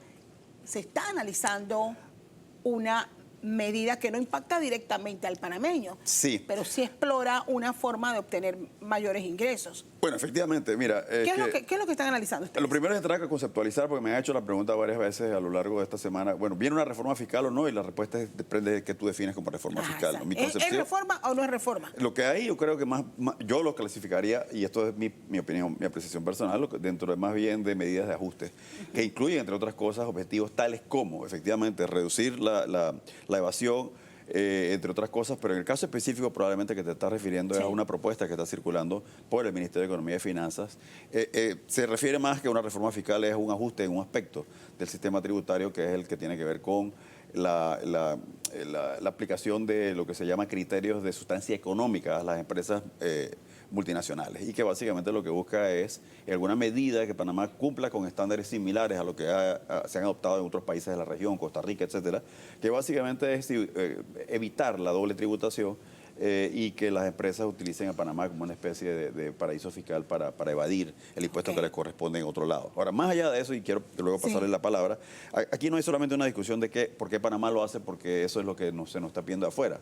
Es un hecho importante, naturalmente. Panamá, por su naturaleza económica, le conviene estar al día en el cumplimiento de una serie de estándares internacionales, pero a la misma vez hay que ponerlo en perspectiva. Panamá realmente debe venir aplicando de forma progresiva el criterio de sustancia económica, no solamente a las empresas multinacionales, sino inclusive a una serie de empresas que hoy por hoy reciben exoneraciones en Panamá y que habría que preguntarse, bueno, esas exoneraciones tienen mérito o no, y la única forma de buscar eso es exigiéndole sustancia económica. ¿Cuánto empleo estás creando? ¿Cuánto valor agregado estás generando? ¿Cuánto estás invirtiendo? Etcétera, etcétera, que son los criterios que en un momento dado pueden o no justificar que las empresas reciban exoneraciones. En resumen, lo que se busca son medidas, más que una reforma fiscal, medidas que progresivamente propendan hacia un mejoramiento en la base recaudatoria. ¿Cómo ve usted esa propuesta que analiza el Ejecutivo? Sí, bueno, primero que nada hay que diferenciar lo que es reforma tributaria de reforma fiscal. Así es. ¿No?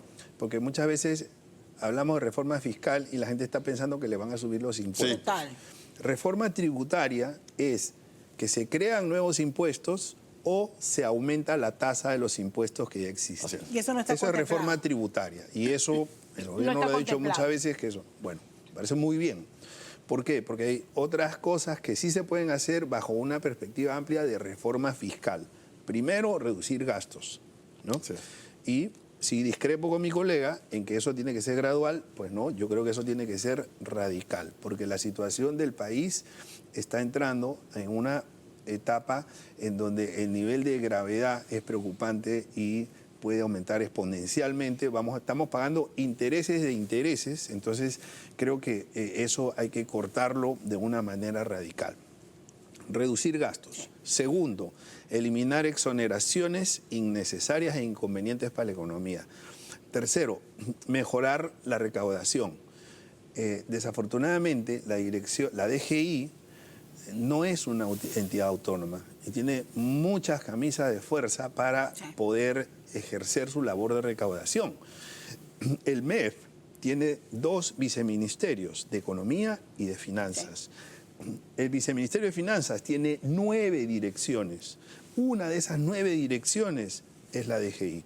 Entonces, es una dirección que le pertenece a un viceministerio, que le pertenece a un ministerio que reporta a un gabinete. Entonces, no tiene autonomía. Sí. Si no tiene autonomía, es difícil que pueda tomar decisiones para fortalecer su equipo, para tener su propio presupuesto, para tener mejores sistemas, mejores procesos, mejores capacitaciones. Entonces, es difícil poder mejorar la recaudación si no potenciamos a la DGI.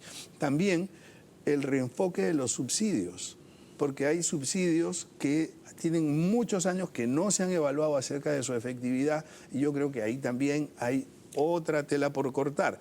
Y después de todo eso, si no tenemos los recursos suficientes, se puede mirar en medidas adicionales que tienen que ver con la reforma tributaria, pero yo creo que eso no es necesario ni tampoco conveniente. ¿Qué análisis se hace al respecto de lo que manifiesta? Bueno, y distintamente, pues sí es una apreciación subsidios técnica. y la revisión de las exoneraciones tan cuestionadas. Por supuesto, y eso es parte de lo que plantea el MEF en su plan estratégico, ¿no? Y es una revisión de los mecanismos mediante los cuales se otorgan los subsidios, el por qué, a quién, etcétera, por un lado. Por otro lado, igual ocurre con el tema de las exoneraciones, que las exoneraciones no solamente generan un gran sacrificio fiscal, sino que también generan distorsiones económicas que inhiben que las fuerzas del mercado actúen en forma rápida y efectiva. Ahora, vamos al caso de la DGI, y es que indistintamente si la DGI adquiere o no autonomía, yo creo que la primera tarea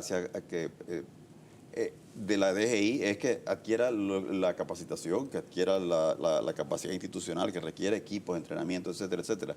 Yo creo que esa discusión es más fructífera que si debe ser autónoma o no. Al final lo que nos importa son los resultados más que la forma en sí. Ahora, más allá de eso, es decir, puede ser que la fórmula sea de mayor autonomía, pero en este momento lo más importante es que la DGI aumente su capacidad por diferentes mecanismos, y uno de ellos es, por ejemplo, la lotería fiscal, que es una demostración de cómo una pequeña medida, que aparentemente cambia la inocua, mentalidad. y cambia la trayectoria de la recaudación en la medida en que estamos estimando que podría representar $100 millones adicionales solamente la lotería fiscal.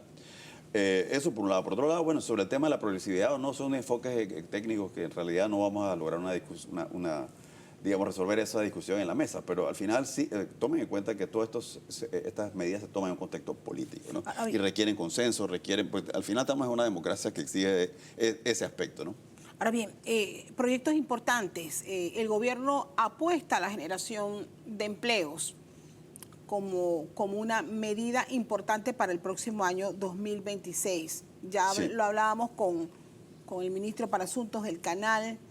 Hablábamos del gasoducto, de la licitación de los nuevos puertos, del proyecto del tren hacia la provincia de Chiriquí, de la culminación del cuarto puente, la línea del metro hacia Arraicán. Desde su punto de vista, ¿son estas suficientes o ya Panamá tiene que ir pensando en otro modelo económico? A ver, yo pienso que todos estos proyectos son favorables, pero para serte franco, hay que verlos en la perspectiva del tiempo. Yo creo que van a tener un impacto, sobre todo quizás a finales del próximo año en adelante, ¿no? Así es. De hecho, no lo hemos hablado, pero las perspectivas para el próximo año es más o menos que se va a dar un crecimiento similar a este. Y eso no es malo, y no es malo sobre todo si lo ves desde el contexto que acabamos de escribir, altas tasas de interés, incertidumbre geopolítica, etcétera, etcétera, ¿no? Y al final sigue siendo una tasa tremendamente envidiable visto a la luz del crecimiento en la región, que es casi la mitad de eso. Pero más allá de eso, sí pensaría que las inversiones públicas tienen un gran peso. Pero a la vez yo agregaría que tenemos que asegurarnos de continuar la trayectoria de mejorar la captación de inversión directa extranjera. A lo cual yo en lo personal agregaría no solamente un tema de monto de la inversión, sino también de la calidad de la inversión. Y es ahí donde tenemos que ser hábiles y empezar a captar una inversión que se traduzca en la generación no solamente de empleo por empleo, sino de empleos sostenibles, de empleos bien remunerados y sobre todo una inversión que contribuya a lo que podríamos denominar la complejidad de la economía o la diversificación de la economía, que no se centre nada más en tareas simples, sino en tareas complejas que realmente contribuyan a reforzar ese tejido de la economía nacional, ¿no? ¿Qué oportunidades tiene Panamá o cuáles analizas adicional a estas que te he mencionado? Bueno, la inversión siempre va a generar empleo. O sea, eso es una regla. Pero hay que saber entender la inversión en el sentido que la inversión tiene que tener un horizonte de tiempo, ¿no? Entonces, muchos de los proyectos, si bien es cierto, generan empleo, no son sostenibles con esa generación de empleo. Es decir, se va a hacer una construcción, bueno, durante 2 años o 3 años hay empleo para ese proyecto, pero y es una inversión específica para ese proyecto. No es lo mismo una inversión que viene a largo plazo y que viene a quedarse por años de años, ¿no? Entonces, de manera que yo consideraría en la tabla de priorización de inversiones, primero, el impacto que tiene en el empleo sostenible, como dice el colega, no solamente en el empleo temporal.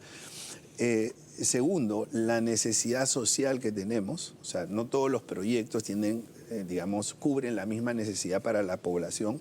Hay algunos que son más prioritarios que otros. Por ejemplo, el caso del tren Panamá-David, o sea, yo no considero que eso sea prioritario. O sea, yo creo que hay otros proyectos como la construcción de potabilizadoras, como por ejemplo la generación o llevar energía eléctrica a lugares que no tienen energía eléctrica, sobre todo en zonas rurales, por ejemplo, o tener 100% de agua el 100% del tiempo. O sea, me parece que eso es mucho más, conveniente para la sociedad que, el tren Panamá-David. El tren Panamá-David es restrictivo porque solamente es para las personas que pueden viajar en tren. Con la quinta parte de esa inversión, uno puede hacer una mega carretera que es mucho más democrática, en donde pueden ir transportistas, agricultores, buses, en fin. ¿Usted considera que el gobierno debe revisar mejor las prioridades? Hay que revisar las prioridades, pienso yo. Entiendo que lo del tren Panamá-David es una promesa de campaña, entiendo que es un tema político, pero cuando se trata de tomar decisiones en la macroeconomía, hay que entender que los recursos son limitados. Las necesidades son infinitas, pero los recursos son limitados y eso lleva a tener que priorizar, ¿no? Entonces, diría que ver los proyectos, ver la rentabilidad social de los proyectos, ¿no? Y sobre todo la sostenibilidad del empleo. Pero cualquier inversión siempre va a ser un elemento que va a añadir una semilla adicional a la generación de empleo. Y hay algo más, no solamente pensar en los proyectos de infraestructura, sino en la inversión extranjera directa. O sea, ¿cómo hacemos para invitar a la inversión extranjera directa? ¿Cómo hacemos para generar confianza, para que vengan los inversionistas? Y yo diría, bueno, primero arreglar las finanzas públicas, porque si las finanzas públicas no se arreglan, cualquier inversionista desde fuera va a decir, mira, me pueden subir los impuestos en cualquier momento y me alteran la rentabilidad del proyecto, mejor me voy a invertir a otro sitio. Entonces, ahí tenemos un primer problema. Las leyes no tienen efectividad, o sea, el régimen de sanciones no funciona bien. Entonces, eso genera desconfianza también. De manera que hay todo un amplio hay grandes retos para generar Claro. confianza por parte del gobierno y estimular la inversión extranjera directa. Una de las cosas que quedó evidenciado también este año con las vistas presupuestarias fue la baja ejecución presupuestaria, Claro. que se convierte en un obstáculo. No se invierte el presupuesto, Y abre las no se posibilidades resuelve para el traslado de partidas. el traslado de partida. O sea, ¿cómo se pretende mejorar la ejecución presupuestaria en ministerios claves para el desarrollo en este país, doctor Horacio? Mire, yo creo que los puntos que hemos discutido le da un poco de fuerza a lo que planteaba al inicio de mi intervención, y es que los problemas no se pueden ver solo en forma coyuntural, sino estructural. Por ejemplo, hablábamos hace un momento de la necesidad de crear empleos, y uno de los mecanismos para lograr eso es a través de la inversión pública o privada. Sin embargo, para crear empleos sostenibles y de alto valor agregado hace falta mejorar la educación, porque no es un tema que se resuelve de la noche a la mañana. Hace un momento señalaba Ernesto la importancia de mejorar el sistema jurídico, y efectivamente uno de los problemas que tiene, uno de los retos grandes que tiene Panamá es fortalecer la independencia de los poderes, el poder jurídico, el poder judicial, el poder legislativo, el poder ejecutivo, etcétera. Mejorar el sentido que hay del Estado de Derecho son elementos que tienen un peso en lo coyuntural, pero la solución es estructural, Sí. pero hay que ir tomando pasos inmediatos, ¿no? Con respecto al tema de la inversión pública, coincido plenamente. Yo creo que, indistintamente a la posición que podamos tener o no con respecto al tren, creo que coincido con Ernesto en el hecho de que es favorable, es positivo que haya inversión pública, ¿no? Y esa inversión pública debe responder a un criterio de optimización, dado que los recursos son escasos. Ahora, sobre el tema específicamente de cómo lograr captar más inversión, etcétera, o cómo mejorar la calidad de la inversión. Bueno, un mecanismo es ese, usar criterios técnicos para evaluarlo, y lo otro es que la capacidad de ejecución no es solo, primero es reforzar la capacidad institucional de cada una de las entidades que reciben esos fondos, pero segundo, no es un tema solamente de cantidad de inversión, sino de la calidad. Así que es un tema muy integrado, bastante complejo, ¿no? Hay actividades económicas que se tienen que definir prontamente y no puedo dejar por fuera en este análisis la decisión de lo que vamos a hacer como país con la mina de Donoso. Hay posiciones a favor y en contra, hay posiciones que señalan hay que abrirla para cerrarla y generar los empleos que sean necesarios, porque nos cuesta mucho mantenerla. Y es una decisión que al final tiene que tomar el gobierno del presidente Mulino en medio de la división que genera este tema. ¿Cómo ve usted y cómo considera usted debe abordar el gobierno un tema tan apremiante para este 2026? Sí, bueno, no solamente es un tema que ha dividido al país, lo ha radicalizado. Sí. O sea, y nos ha traído grandes problemas en términos de las manifestaciones, la fractura social que hemos tenido, las pérdidas económicas por la paralización durante las protestas, ¿no? Y no queremos que eso vuelva a pasar.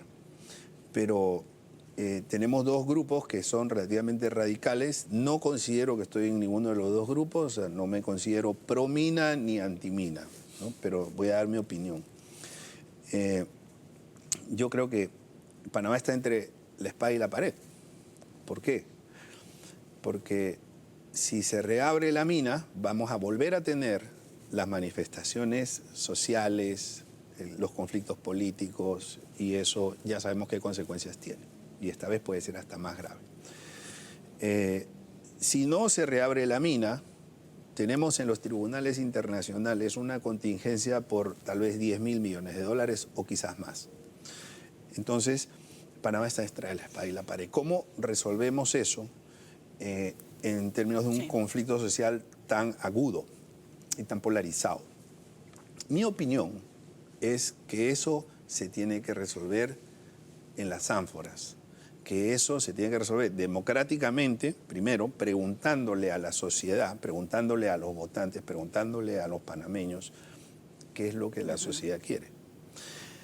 Con un gran debate de los puntos a favor y los puntos en contra de cada una de las dos opciones, ¿no? Porque tenemos que tener claro que si no se reabre la actividad minera, entonces alguien tiene que pagar la cuenta, porque va a venir, digamos, unas solicitudes de indemnización por los tribunales internacionales, los tribunales de arbitraje. Y por el otro lado también tenemos que entender que si se reabre la mina digamos, de una manera imperativa, como ya ha ocurrido anteriormente, eso tiene consecuencias para la sociedad graves, ¿no? Sí. Entonces, yo creo que ahí la voluntad soberana es la que debería decidir con un buen, digamos, ejercicio de debate de los pros y los contras de cada uno de los casos. Me parece que eso es, primero, lo más saludable, porque sí es verdad que el gobierno tiene que tomar una decisión, pero por encima de la voluntad de los gobernantes está la voluntad del soberano. Entonces, creo que es la forma más democrática de poder llegar a una solución que no será la ideal para todos, pero que tenemos que avanzar.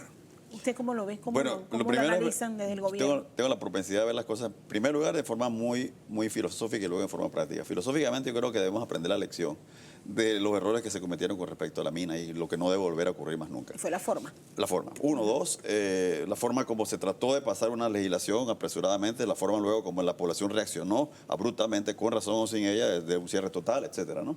De ahí tenemos que aprender y aunque duela un poquito, tenemos que ser un país que toma decisiones no fundamentado en emociones. Hace un momento hablábamos en el pasillo, Ernesto, que decías tú que uno nunca debe tomar decisiones importantes bajo el efecto de las emociones, ¿no?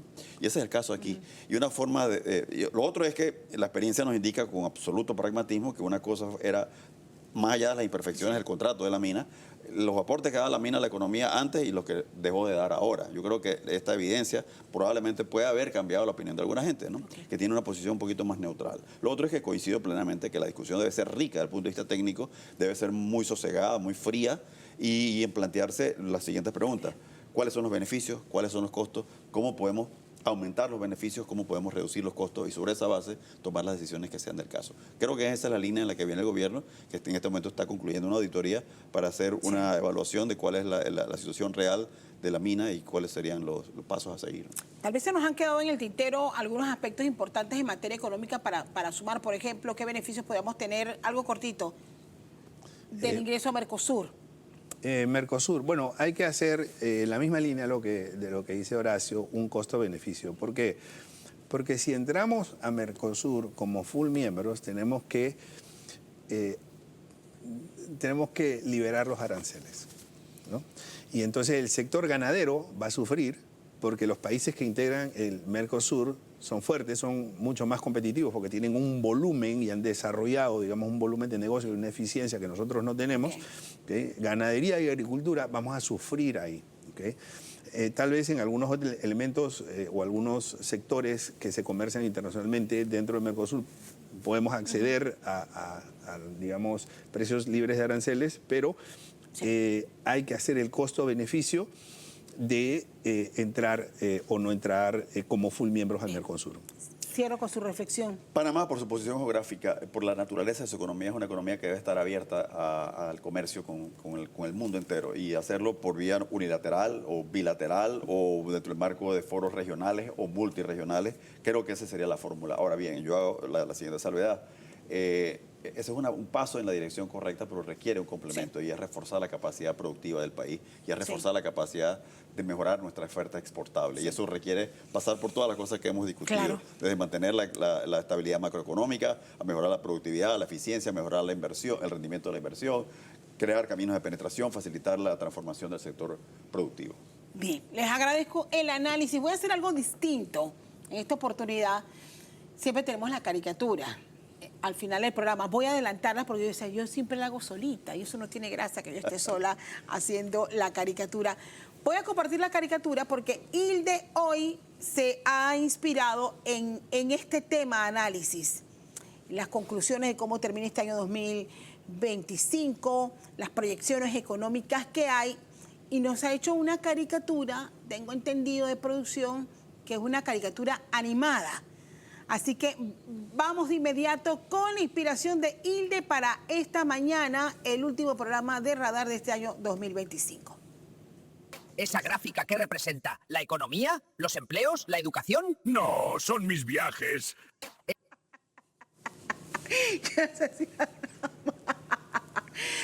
Presidente, guarde la caricatura. Yo sé que usted tiene ya colecciones. Esta es la caricatura con la que cerramos. Hay mucha desafíos por delante.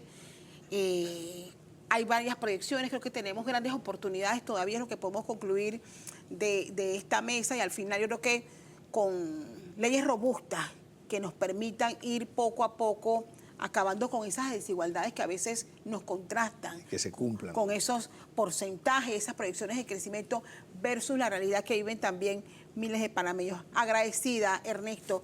Gracias por acompañarme en este radar. Gracias. Horacio, gracias por su espacio Contrario, también gracias. y por el apoyo que a lo largo de este año nos han ofrecido también con sus aportes y análisis. Con esto vamos a la pausa y regresar nuestras conclusiones.